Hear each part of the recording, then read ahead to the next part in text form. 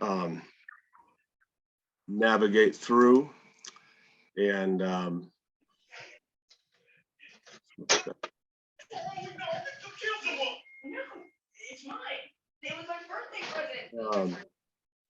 so, you know,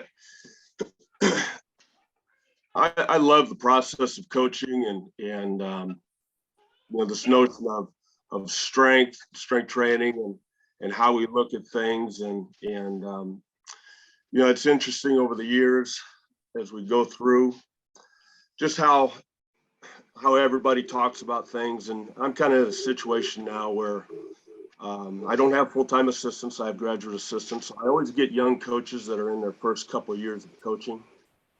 And it's always interesting as they come in and we start talking about things and programming and how they look at it. And it's just an interesting deal. But as we start talking about programming, you know, the notion of progression and working through in a systematic, sequential, and progressive manner is always a little bit tricky and a bit new. So as we engage in the process of thinking about strength and how we're going to develop it as coaches, it requires a great deal of thought and reflection. So, you know, one of the most important things is to never stop asking questions. We should always be asking ourselves if what we're doing today is getting us closer to where we want to be tomorrow. The you know, wrestling philosophically with the questions of the processes through which we make decisions with our experience and our education, and again asking ourselves the questions of why are we doing what we're doing. It's the golden circle theory, and it's figuring out our why, you know, finding purpose behind why we're doing what we're doing, identifying the how, and that's kind of the actionable connection between why and then ultimately what we're doing, what methods are we utilizing to incorporate in training. And in doing this will ensure that our techniques and tactics and strategies will hold true to our values. So, you know, we all love sports, we love training, and you know, one of the greatest things in nature is the fact that motion is movement, movement is motion. We've all seen athletic events and displays of extreme athleticism and in the moments of truth, and athletes display the stuff with great poise and precision. We're really left with no other way to describe it than poetry in motion. And this really drives the process of just exactly what it is that we want to accomplish in training. So, you know, no matter what you're trying to do, strength is going to underpin all athletic paths. Dr. Paul Comfort made that statement in a presentation talking about power training, and it's a bit of a forceful proclamation, I know, but it is a truism. You know, without force, there is no motion. So it truly does underpin all that we do. But there's got to be a purpose behind it. Mark Johnson used to be the wrestling coach at the University of Illinois, made the statement one time that strength is what makes technique work. And in saying that, it applies a certain skillful nature to just exactly what strength should do. There is, in fact, a purpose behind it. And that makes the old maxim from Thomas Fuller a little bit more meaningful for us. 'Tis skill, not strength, that governs the ship. Again, it adds purpose behind it, and I think it makes it a meaningful metaphor for how we go about preparing and coaching our athletes. So, you know, there's an old proverb, and I love it: skill is only a rumor until it reaches the muscle. We can look at skill in a couple ways. We can look at skill as a task, something to be done. We can also look at skill as a means of describing the quality of that which is done. And it really doesn't matter which way we go with that. They're both in play as we look at the movements of the athletes we work with. But as a task, I mean, right from the beginning, we see kids performing skills as they grow and develop and are able to execute more tasks from simply rolling over to crawling to getting up and falling down and getting back up again, and eventually, showing great skill as far as quality goes in doing the simple things that they need to do in order to have fun and play. And then as things go on and we get into things that's not simply playing around the house, but we get into training and do things with what would be deemed to be a high quality of precision, we're more skillful in that which we do. So as we become stronger, we perform more skills. And as we become more skillful, we strengthen our performance. So it gives us some thoughts to hang on to as we move forward in training our athletes. Strength is a skill. You don't build it physically, you practice it. Every time we go in to train, we have an opportunity to practice certain things, certain movements, and within those movements, there's a quality that will go with the task, and we practice those tasks rep by rep, set by set, and we practice the ability to be skillful in those particular movements. As such, we approach training as a practice, not necessarily a workout. I think we've all heard the expression, training isn't working out. You can take that or interpret it the way that you want, but we should approach training as practice. I really don't look at our workouts any differently than I look at the way in which we go out on the field or on the court or on the mat or the track and go through practices. We should plan movement progressions, not muscle progressions. Vern Gambetta has made the statement that we should train movements, not muscles, and that holds true. It's a good piece of advice to follow. Skill by its very nature is scalable. That means there's something that's simple and there's going to eventually be something that's more complex. And because that's the case, we want to plan progressions that take us from the simple to the more complex. And it's a coordinated endeavor, not simply a muscular endeavor or an individual muscle. And we want to develop fundamental movement skills before sport specific skills. And it seems to always be a bit of a controversy in things. But as we develop the fundamental skills in doing basic movements, we improve our abilities to do high quality tasks. And then we can bring that improved ability into more advanced training and the sport specific practices that we do. And our athletes will engage in those practices with a greater degree of adaptive ability.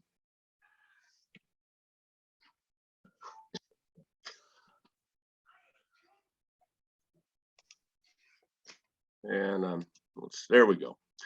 All right, so I don't mean to be fancy with the title, the slide, but sometimes we get caught in situations where we kind of have this high skill disequilibrium. When we get into situations where we overemphasize strength with heavy weight attempts, or we devalue strength in the pursuit of things that might be considered of greater function, we run into this situation where we can have repeated errors, that might result from unstable situations that stem from forces that outweigh others. When this continues on throughout the process of training, really what we end up doing is just practicing failure. And it can be a difficult thing to grab hold of, but we do want to make sure that we don't get caught in these areas. And I'm not a big fan of business books necessarily, but Amy Edmondson in her book Fearless Organization looked at failure from 3 different viewpoints, and I thought it was appropriate and a good way to look at this. And she kind of broke it down into preventable failure, complex failure, and intelligent failure. And preventable failure is really a breakdown of the process itself. It's a failure to maintain quality control, if you will. And we've all had kids that are eager to put more weight on the bar and go heavy, and I every now and then I'll get young kids that come in and they've kind of been left to their own devices through high school, and they've kind of worked through the training process by the old adage, if at first you don't succeed, add more weight. And it's not necessarily a good route to go as training continues. But if kids don't follow logical progressions, and if they're not disciplined in how they handle the progression of activity to activity, or exercise to exercise, or set to set, and they're left in a situation where they can put more weight on than what they handle, or even if we promote that, if we really enjoy max out the reps on a regular basis. Again, the thing that we have is a breakdown in technique. We don't allow the skills that enable sound performance of techniques to really set in. We don't lock those things in, and we have an excessive amounts of failure. Complex failure, and I don't have any problem with some of these balance and instability concepts in training. There's a time and a place for those things, but if those things end up taking the greater portion of the time in what we do in training, then again we get into situations where we kind of have this constant state of failure and frustration creep in with what we do.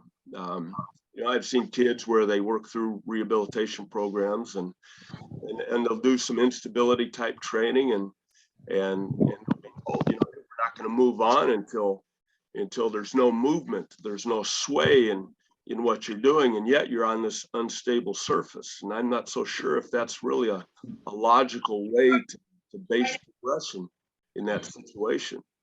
If you look up terra firma, you look up the definition, the opposite in English is high seas, and it refers to something that is not stable and really never will be.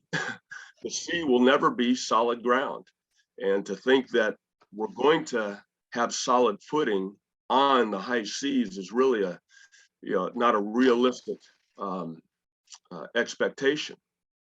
So if we have failure continuously in that situation, again, it's practicing failure. But then we have intelligent failure. And if through the training process there will come times where we want to challenge. Testing is a good example. If you've gone through the progressive process of developing the skills and techniques to perform well at those more complex movements that we're going to evaluate, then we stand a better chance of holding true with our techniques when our positions are challenged at their greatest. And when we test, there's always the chance to miss, to fail. There's always a chance that we'll find our limits. That's why they call them limit attempts.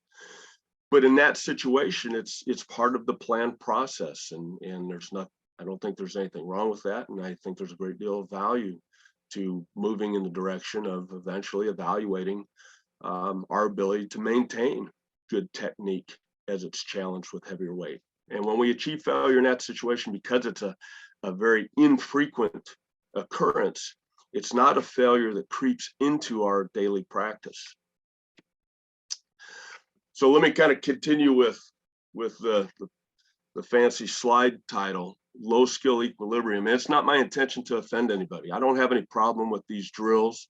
But I think we do have to be honest in how we assess the character of the activities that we incorporate into our training routines. So if we choose drills that have a low demand for skill, then we're going to have a low supply of skill from the athletes executing the training. Now, bear with me, it doesn't mean that exercises aren't difficult. We can still add weight and things can get heavier, and they can still be challenging, and they can still be worked to the point of being very demanding. But we still have to, again, be honest with ourselves and ask ourselves, how skillful is the activity that we're doing? So if we choose to balance the scales with exercises that require less coordination and they're easy to learn, and and might be less impacted by limitations. For instance, if somebody struggles to front rack the bar in a front squat position, it's very easy to simply go away from that and do things where they don't have to get into that position. Activities that are easier to load can be kinder on the joints. I mean, it's a reality of the situation sometimes. It can certainly greatly simplify the coaching process. Along with that, you can choose drills that certainly have a low risk of failure, harm, and injury. And I hear that a lot, and it can be a tricky thing depending upon where you're working at and what your situation is. The notion of do no harm, it's certainly a very poignant concept, and none of us want to put our athletes in jeopardy. But isn't that kind of what happens when we send them out onto the field or the mat or the court? I mean, what these kids are engaging in is incredibly aggressive. I mean, it's violent. And if we're not preparing them for the things that they're going to encounter, I think it's a situation where, again, we need to reflect on what we're doing. So it's not always the best to find balance in what we're doing simply by making it easier. I remember reading an article a while back where the author made the statement, the added muscular coordination required means I spend half my energy trying to maintain a decent body position during the exercise. And I thought, well, if we want our strength training to really be a skillful endeavor, then why wouldn't we want to challenge our ability to maintain good body position throughout the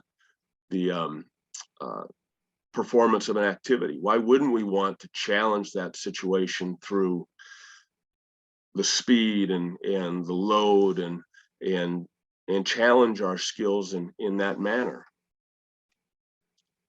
So it's not complex, but it's not complicated, but it can be complex. And I've kind of held true to this, and it's been a driving force conceptually and in the way in which I've gone about things for a long, long time. And that's this: every sport technique is a dynamic skill that can only be displayed through movement. We can utilize this simple idea to really look at the activities that we do and really make decisions on why are we doing them. This will help drive our decision-making process about what we find to be very purposeful and why we do certain things. There is no sport performance without movement. We've got to do those types of things, and each one of those things is something that incorporates or involves some certain abilities: posture, balance, stability, and mobility. And as we make decisions on how we're going to train, we want to make sure that those things are being developed. And in doing that, we want to identify those things which are key to success as we get out and perform, really regardless of sport. So in thinking about the key elements of high level performance, well, we've got to be able to get into a stance. We got to start. If you go to the first day of a practice, really almost for any sporting endeavor, especially kids, and you watch what are the first things that we work on when we get into practice. One of the first things that we do is we ask kids to get into a stance. We first have to learn to get into position, a position of readiness, so that we can then be ready to do whatever it is that we might have to do within our sport and position. So to be able to get into a good stance and work a good start depends on our ability to bend our knees and set our hips or load our hips and set our back. So as we get into the process of training and working on the elements of posture and balance and stability and mobility, can we do that? Can we get into a position with the knees bent and the hips loaded and the back set so that we are balanced and stable? And that requires a certain amount of strength through the body so that we can maintain that position. If we don't have that strength and stability and we get into our stance, one, will either not get into a good stance, we won't have good control of our center of gravity, or when we do try to get low enough to have good control of our center of gravity, we won't be stable enough to really drive well into the ground and get a good start.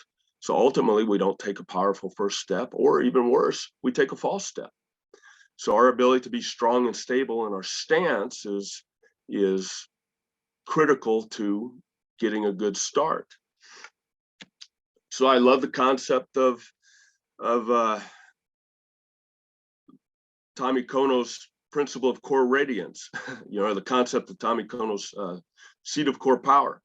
Tommy Kono was a weightlifter in the 60s, and he's passed away, but he used to talk about this, Kono's principle of core radiance, and he would utilize as a thought process or a thought exercise of the pebble in a pond. If you throw a pebble into the middle of a pond, the epicenter of where that pebble goes into the pond is going to be a big splash, and it's an explosive physical occurrence. The water will reach a high level. It's very powerful, very explosive, and that's the seat of power. It's the center of gravity of the body. It's in our hips. And then as that splash begins to dissipate and the ripples from that splash radiate outwards from where that pebble went into the water, the waves gradually diminish and become smaller, and so does our power as it radiates out away from the hips towards our extremities. And in our ability to work good stance and starts really encompasses that principle. It starts from the hips. We've got to be able to set the hips and have good balance and stability. And in doing that, we can initiate our start from the hips and get our bodies going in the direction we want to go. And we got to be able to do that in a very explosive manner. So key to performance is we've got to be able to burst. I tell kids all the time, especially on recruiting visits, as far as connecting the weight room to what we do outside the weight room, it's our ability to get into a stance and then explosively get out of that stance, our ability to burst. The next element that's key to a high level of performance is our ability to accelerate. You get into a stance and you come out of it, and really regardless of how many steps are going to follow, whether it's very few in a sport that covers a small area, or whether it could be a lot of steps as we have a much greater area with which to cover, there's going to be some degree of acceleration. And as we accelerate, as we take one step after another, we've got to have a high level of reactivity with the ground. We've got to be able to piston through the hip and drive the knee and be quick off the ground and apply force over a very small base of support. And that's taking advantage of our ability to get out of that stance and to accelerate well. So the ability to accelerate is one of the things that really sets apart high level performance in all of sport. And then this element of force interplay. And again, this, Vern Gambetta, long ago throughout this idea of force production and force reduction, and then in a more recent article, they kind of added some terminology to it, and I just kind of like the thought process of force interplay and the fact that as we burst and accelerate, there's going to be these transitions that occur throughout any competitive situation, and these transitions are simply the interplay between reducing force and then producing force again. And our ability to efficiently and effectively do that hinges on our ability to be in good position when those transitions occur. If we're not in good position when we put a foot into the ground, then we're not going to bring ourselves under control. We're not going to be able to stop the current direction. And if we're not able to take that force and turn it around into what we want to do next, we're not going to change direction well or redirect our hips in order to be effective in what we're doing. And this is a very challenging thing, and it's a very forceful and violent thing. So our ability to handle that interplay and that transition from reduction to production to reduction again is critical in our ability to be successful in competition. And it's the ability to surge. As the pace changes, we've got to be able to surge into and out of those different paces. Doesn't matter whether it's a change of direction or even for somebody like a distance runner. As they're in the pack and positions are changed, those that are in the race will surge ahead and change their position, and that process kind of continues all the way until the end. And those who surge into the lead and can sustain it are the ones who are going to be the winners at the end. So our ability to get into a good stance and start or burst, our ability to accelerate, our ability to handle this transition and surge are the key elements to our performance. And Coach Radcliffe, if any of you have heard him talk, you might be saying to yourself, well, this guy's really just kind of saying the same thing he does. And it shouldn't be surprising. And if anybody were to say I'm kind of saying the same thing, then quite honestly, it would make me feel happy, since I was an assistant of his for a long time, and he utilizes this a lot as he kind of brings the golden circle theory to it. And it was talked about in Simon Sinek's book, Start With Why, and he utilizes it a lot just to, again, emphasize the fact that the ability to burst, accelerate, and surge is really the number one factor for greater elite athleticism. And this is our purpose for everything that we do. This is our why. This should guide the process of why we do what we do. If the things that are incorporated in training are not improving our athletes' ability to burst or start and to accelerate and to surge or transition, then again, we have to honestly assess the character of what we're doing and ask the question, why are we doing what we're doing? As we move into the how, again, it's kind of the actionable connection between the why and the what. And the how is consistent practice of what we do. It hinges on the technique of what's done. And the greater the demand for technique or skillful execution, the more profitable our how will be in the long run. And then the what is, what are we training? What are we working at with consistent practice and technique? But even just as important as what we are doing is what we do not do. And again, we need to go back and ask the question, what is skillful development? How do we make the decisions on the activities that we incorporate in the training process? Posture, balance, stability, mobility ends up being a very good checklist for assessing the different drills and activities that we can utilize, whether it's in the weight room or on the field or the court, in any situation. Those things that encompass this, that challenge our ability to maintain good position, our ability to align the body such that we can have good control of our center of gravity, and the better the control of center of gravity that we have, the better our balance will be. And again, the better our balance is, the more stable we can be, especially as it applies to starts, and even more so as it applies to transitions.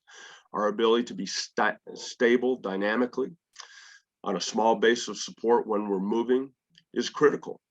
During situations where we're going to be on the ground for such a short period of time, our ability to be stable for that fraction of a second determines the quality and the control that we have as we're negotiating the ground and performing at a very high and intense level. The greater the speed, the more skill we need to have to execute good techniques. And mobility, our ability to be fluid, to have good unrestricted flexion, extension, and rotation throughout the work that we're doing. So activities that challenge our posture, balance, stability, and mobility are certainly going to be more functional in their development.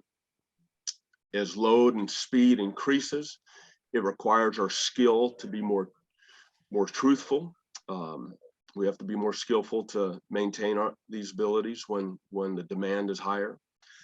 And under high demand and a great deal of challenge for these abilities, it makes the training more usable for what we want to do later on. So we've got to ask ourselves the question, how much time do we want to spend in training doing things that don't require a great deal of total body coordination and synchronized efforts? And how much time in our training do we want to spend not doing activities like that, or activities where we're lying down or sitting down or doing isolated work that doesn't use multiple joints. We have to ask the question, both in our warm-ups and in the weight room, and as we move out of the weight room, how much time do we want to spend incorporating activities that challenge our ability to flex and extend and rotate? And as we flex, extend, and rotate, maintain good control of posture and balance and stability and flexibility. And this holds true really in each area of training for athletic performance, but even when things happen, when athletes get injured and they start going through treatment protocols to get back, I'll see sometimes where athletes are going through various protocols and we engage in discussions about what's done and what's next, and sometimes we lose the forest through the trees, and that we get so focused on this isolated area, and we want to treat this area and re-strengthen this particular area, and we lose sight of orchestrating or coordinating the entire system. So even in those situations, we have to ask ourselves the question: are we rehabilitating or rehabilitating? When we start choosing activities, especially once an athlete can be load bearing, if they can be on their feet, we again have to ask the question: are we beginning to reintegrate the body into the skills that are going to be asked of them when they return to practice? Or are we still far away from practice in this non-athletic kind of domain of lying down, sitting down, and doing isolated activities? Not that there's not a place for that, but there needs to be a progression involved where we are moving towards and away from simply rehabilitating an area, but rehabilitating a system. It's getting back to this total body coordinated toenails to fingernails concept of getting back to fast and explosive and agile athletic activities. So how much time are we going to spend training skills, and how much time are we going to spend just training drills? There's an unbelievable number of drills out there, and with what we have available to us now from the standpoint of sharing information, I mean, there's so many things out there that can be done. We have to ask the question honestly: should they be done? What is that activity really doing for us? Is it developing the skills that we're going to need as we go into our athletic endeavors, or is it simply a drill that looks pretty cool and everybody has fun with it, but lacks as far as what it's developing? So looking at strength from a skillful standpoint, we can break it down, and this will help us in identifying and clarifying how we go about skill development in the area of strength development. And it goes through this continuum, if you will. Core strength is really our ability to handle our body weight relative to gravity. Our ability to start and accelerate and transition has to do with how well we can control our hips as we move about in space. And it really starts here. The ability to get into good positions and control the body as we move into and out of different positions is key to our ability to maintain good core structure or maintain good position. And maintaining good position when challenged is really kind of the ultimate from the standpoint of core strength. If we're not able to maintain good position, then it really doesn't do us much good to then challenge that position with greater speeds and greater loads if we're not able to maintain good positions to begin with. Absolute strength is simply strength regardless of speed. Being able to handle a great deal of weight is awesome, and we all still will train for an adequate level of absolute strength. And but at some point in time, we know we need to move on from that. But strength, absolute strength, is still a very important element to also improving relative strength. As we get stronger, our relative strength will also improve. And this becomes even more important in the sense that, being strong in a very absolute sense doesn't necessarily mean that we're strong in a very relative sense. An athlete that squats 600 pounds, but also weighs 330, doesn't have the same relative strength that an athlete that weighs 180 pounds, but is squatting 500. So it doesn't necessarily mean that the 300-pound athlete is going to have the same ratio that the 180-pound athlete is going to have. But we still want to improve the relative strength of all of our athletes, because ultimately the thing they're going to be doing is moving their body weights from point A to point B. So relative strength relative to body weight is still a very important element. But as it continues on, both of those things really don't hinge upon the speed of execution. So at some point in time, things have to get fast. And that's where we would move into dynamic strength overloads. And that means that the ability to be successful hinges on our ability to generate a certain amount of speed, to generate a high rate of force development, or to be very impulsive in what we're doing. And then elastic strength is really where we're headed. And these things are part of the same continuum. And as we progress from core strength to elastic strength, we essentially improve our ability to spend less time on the ground. And elastic strength is our ability to do just that, to be quick off the ground, our ability to rebound repeatedly, not just a single takeoff, but as we move around and cover space, each time our foot hits the ground, how quickly do we get off the ground? So as we look at our ability to adapt to these loads, to think that we can only do this simply in the weight room would be incorrect. We can overload in a multitude of ways. So we can adapt regarding force by resistive overloads with gravity,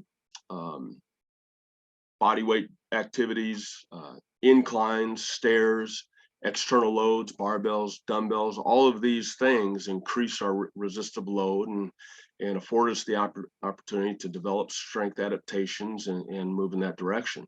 But it's only one of the ways in which we can do that. The other thing we can do is challenge our spatial overloads, or cover greater distance or direction, greater range of movement in what we do, and moving through the various planes of movement, again, is a form of overload and enhances our ability to move in directionally and as well as change direction or agility.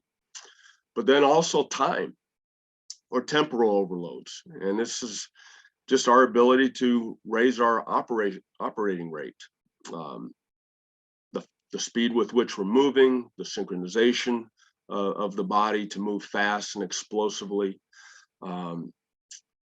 In combining these three things, these overloads that lead us in the direction of improving strength, speed, and agility really forms the foundation of the equation that we're all so familiar with, and that's the power equation. So as we improve our ability to generate force and we cover greater distances, spatial overloads, and we do this in less time, temporal overloads, we're working the equation that we can generate in training, where we become more powerful by blending these different means by loading the body. So we can look at core strength and the activities that we do in this, and it really forms the foundation of how we organize our training routines. And core strength is more than just strengthening the abdominals and the low back. And we really don't incorporate a lot of just abdominal and low back exercises, but instead we look at it regarding a core concept of negotiating the ground and maintaining good postural control. And as we work on core strength, it's this notion of total body mobility, being able to move the body from the inside out or from the center radiating outward. And to do that, through various positions and over a small base of support. As an athlete accelerates, and again, I mentioned this earlier, and this is occurring over a very small base of support.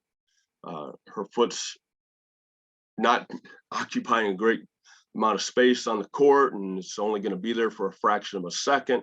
And yet this is going to occur over and over as she executes a complex skill of accelerating towards her takeoff point and getting up and executing a very coordinated skill. It's also the concept of postural control. The better our position, the better our ability to control our hips and maintain good dynamic balance is going to impact how we negotiate the ground as we do different things. So it's upright movement patterns as we approach this concept of core strength. But it's also the ability to get on and off the ground. We have numerous situations in athletics where we're not on our feet, and in those situations, how we go to the ground is going to play a big part in whether or not we get up off the ground.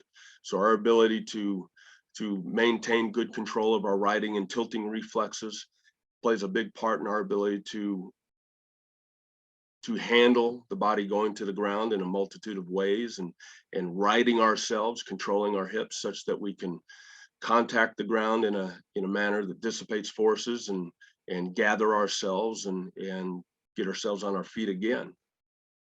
So we can do this through a variety of ways, and one of the ways in which we do a lot in our routine, especially in our weight room workouts, is through what we would call multidimensional gymnastics. So we'll do things where we get the body in various positions where, again, we're working on control from the inside out through various ranges of flexion and extension. Could also incorporate partner type drills where we get into various positions and again have to maintain strength and stability as we negotiate different types of situations. And it can involve challenging situations where we're working all three: flexion, extension, and rotation, and readying the body for good awareness and control, and not only for competition, but also for more intensified training when we finish up our warm-up situations.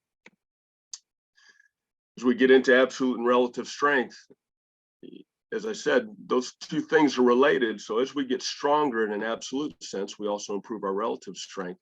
But when we talk about these things as far as skill development,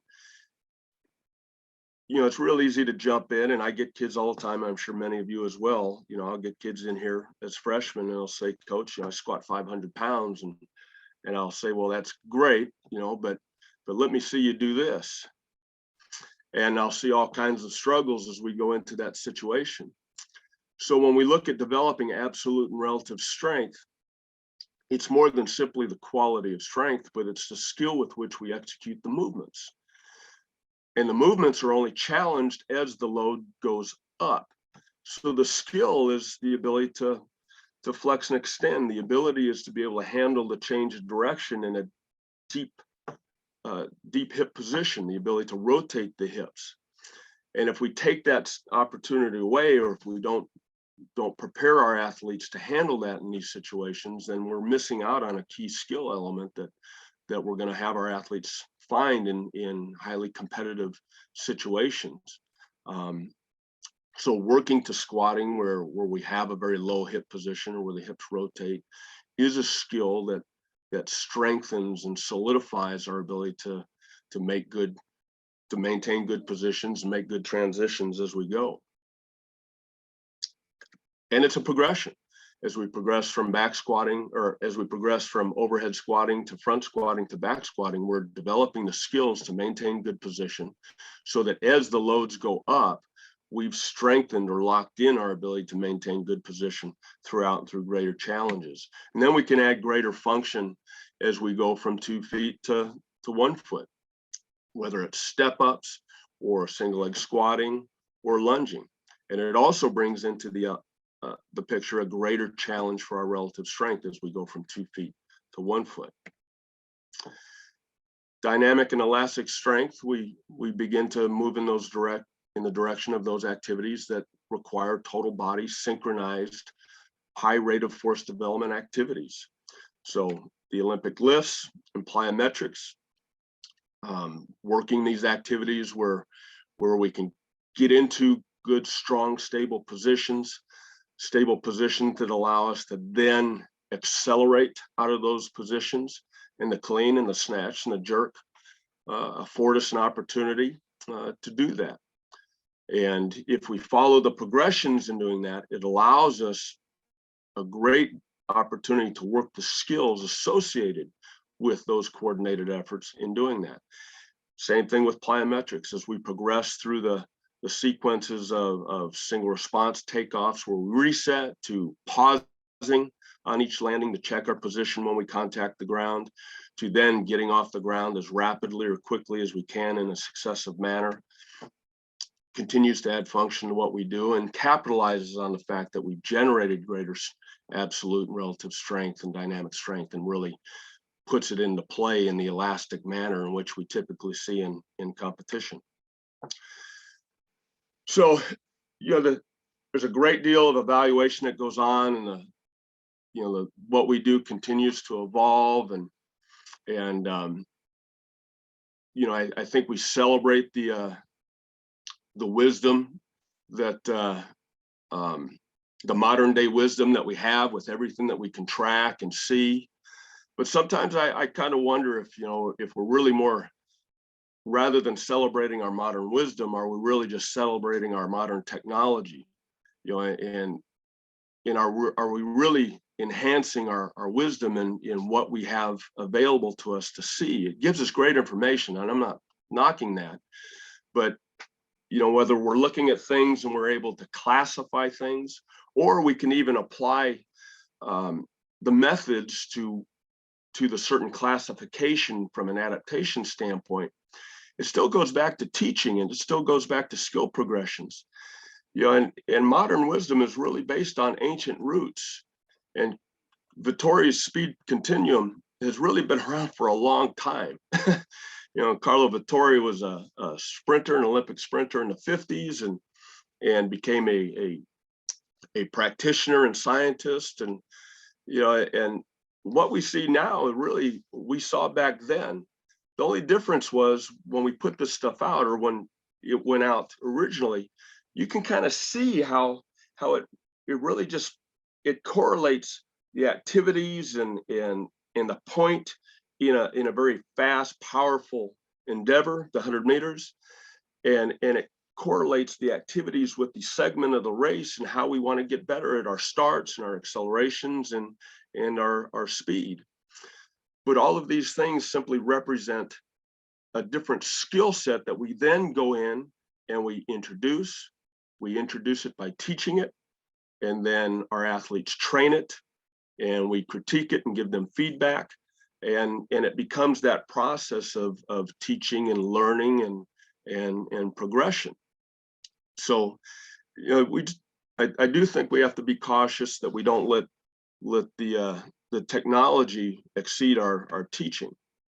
So back to one of Vern Gambetta's statements, build on the basics, know the basics, master the basics, don't deviate from the basics. It doesn't mean we're not able to have variation in what we do, but we have something that can form a foundation of what we do, and always build on the basics. I don't necessarily know anything about growing apple trees, but I thought it was a good metaphor again for what we're doing. So skill progressions allow us to control these things while we teach. It's moving from slow to fast. As things get faster, they become more challenging. It's progressing from simple to the complex. As things get faster and extend greater ranges, and then we have greater changes of the direction, the coordination is challenged to a greater degree, and the execution of that action is more complex. And certainly as we go from lightweight to heavyweight, again, it becomes more complex. So as we start our teaching process with simple techniques at slow speeds and with lighter weights, it provides a foundation upon which we can grow. And then we do just that. We identify the pull, squat, and push progressions that we want to utilize as we work our way from the beginning stages of teaching all the way up to the things that are going to be the most powerful and the strongest and the most challenging regarding our speed and coordination. Now, there's many roads to Rome. There's numerous ways of teaching the snatch and the clean and the jerk, and everybody has the progression that they like to follow. So there is no right way per se. You use the way that's the best for you to teach it. But having the progression allows you to do so in again, a very systematic, sequential, and progressive manner.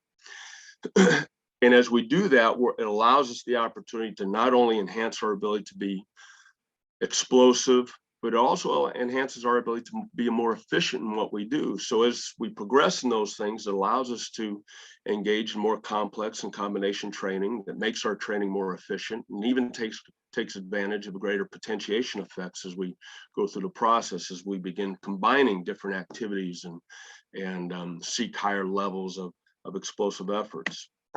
So we start from the ground up. The roots are the flexions, extensions, rotations that we have in core strength development. And as we establish those ground roots and we start building up through our pull, squat, and push progressions, following a slow, simple, and light sequence, we're able to build on our absolute and relative strength. But then we're talking about not just a tree, but an orchard. So as we also work into our progressions through our elastic progressions, with jumping, skipping, bounding, and hopping, and passes and tosses and throws. And again, we start to bring all these things together as the tree grows and branches off. And as these things come together, we're able to take this stuff into the key elements that we're always working on as we continue to move outside of the weight room and connect things. Things need to connect. And again, what we need to do is we've got to be able to start and accelerate and transition. Starts, accelerations, and speed cuts and power cuts. And it allows us to bring things together so that as they grow, they bear fruit.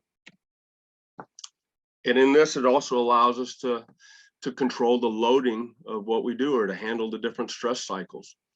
When you have solid progressions that you use through pulling, squatting, and pushing, and the various plyometric sequences that we can do, you can choose the drill that allows you to control the stress. And it makes it even easier. It adds to our tools as we go through this whole process of monitoring just exactly how hard our athletes are working.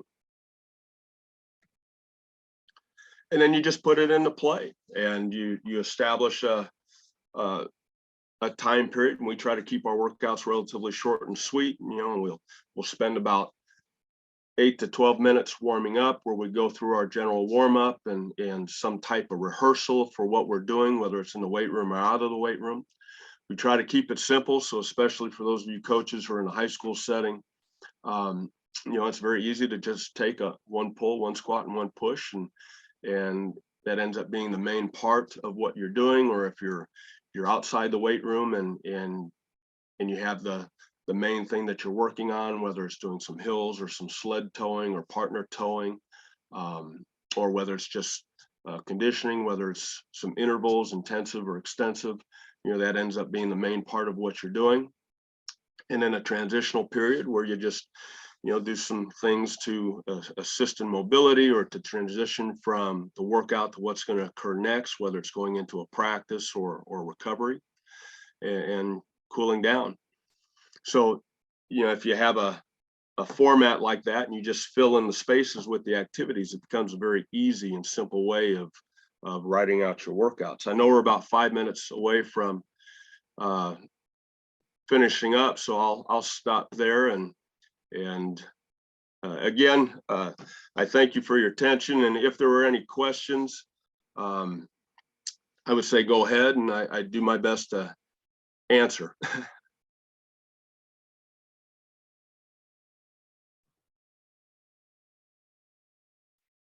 Yeah, I would say if you got questions, feel free to either enter into the chat or just ask Coach Pick directly. Either or. Chat might be a little easier, just so we don't get, if we get multiple people trying to talk at the same time.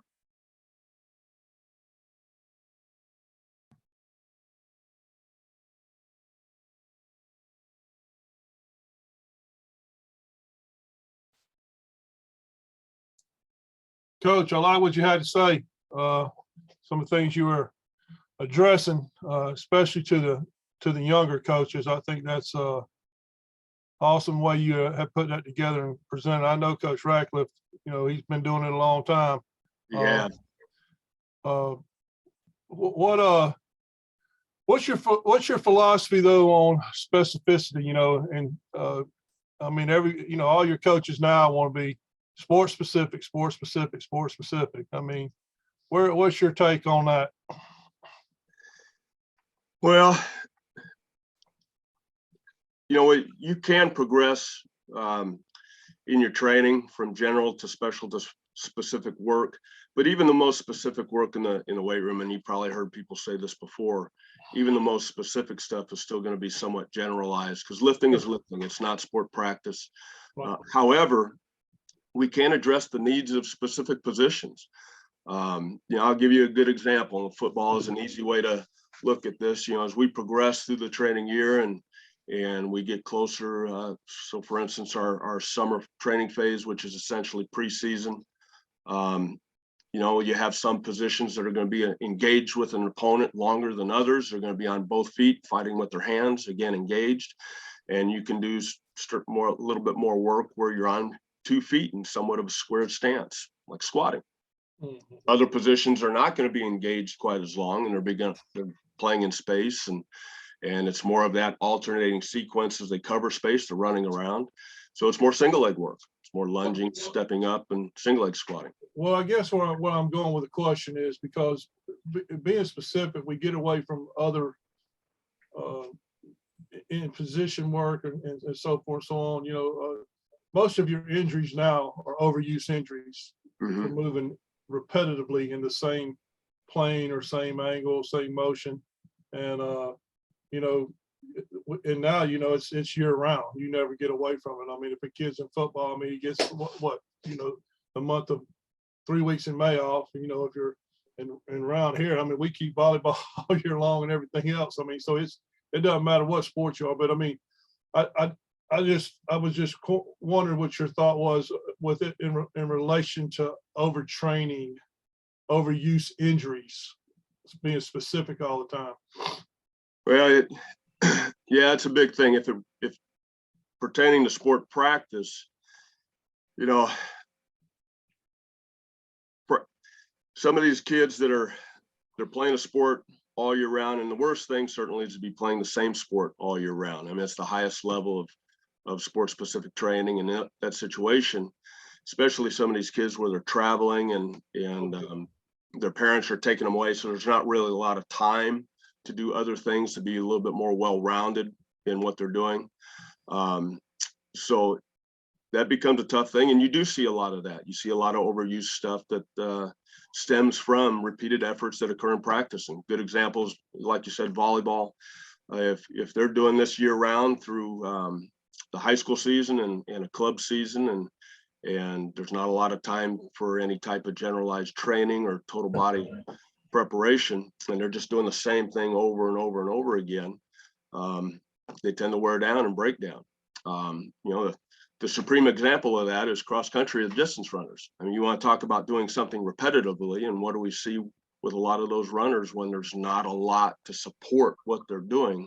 We see those stress related types of things. Now that's an extreme, but I wish I had a better answer for you on this, because it doesn't really stem from training, but it has to do with, the kind of the organization itself. I mean, these club coaches that have these kids year round, they kind of run the deal, and parents want their kids to get scholarships. And a lot of the parents think, well, to get a scholarship, that their kids need to compete well. That means they need to play a lot. Yeah, more is better. Yeah, more is better. Yeah. And, and the club coaches eat it up. And I don't mean to offend any club coaches, but it's the reality of it. And, my little niece is a softball player, and she's doing that. And you get club coaches to say, well, you need to play here, and you need to, another club coach, well, you need to play with us. We're going to go to better tournaments and things like that. And the end result is they're just doing that. And, they're playing four times a week, multiple games each time. And I'm not so sure I have a good answer for how that's going to change. In fact, I'm not so sure it's going to change anytime soon. I mean, if there's one thing we're good at around here in this country is when we have something that's wrong, we struggle to make it better, but we're really good at making it worse. And I see that happening a lot in youth sports. Oh, yeah. I'm trying to get my video coming up, but I don't know how to do it. So I apologize for being absent from view. Well, we see you. Oh, do you? Okay. Yeah, we see you. Mhm. All right. Good. Good. Yeah. Did that answer the question? Yeah. I'm just, one guy to another. I've been doing this a long time too, man. I mean, I see what's going on and what we're going to keep having ACLs. We're going to keep having rotator cuffs. And, when you're, when you're swinging, 100 times a day with your arm, or you're cutting and doing some of the things that you're doing in soccer and so forth and so on. I mean, you're going to end up, we do a whole lot of preventative stuff, but it's just, I think it's just, like you said, it's just the nature of the beast now. It's where things are at, and, just try to overcome as best you can. So. Yeah, I agree. I mean, if it's really going to come down to how educated the club coaches are and if they provide the time for those things to be done. I think that's something that's kind of in there as well. Some of these club coaches are also doing some training, and then it becomes, if there's personal trainers out there, again, I don't mean to offend anybody, but it kind of becomes, what you want as opposed to what you need, because it becomes this clientele driven process. Oh, sure. As coaches, we don't deal with clients. I mean, our job is to take care of these kids, and sometimes that means not giving them what they want, but it's giving them what they need. And that involves, again, activities that stress some of those qualities that I was mentioning. And that means challenge, and it means struggle and teaching and learning. And, some of those situations where people want to retain certain kids because they're good, it may not be the case. Right. So that's a tough deal. It's a tough situation. I enjoyed your talk. Well, thank you, sir. Yes, sir. All right, has anyone else got any more questions for Coach Pick?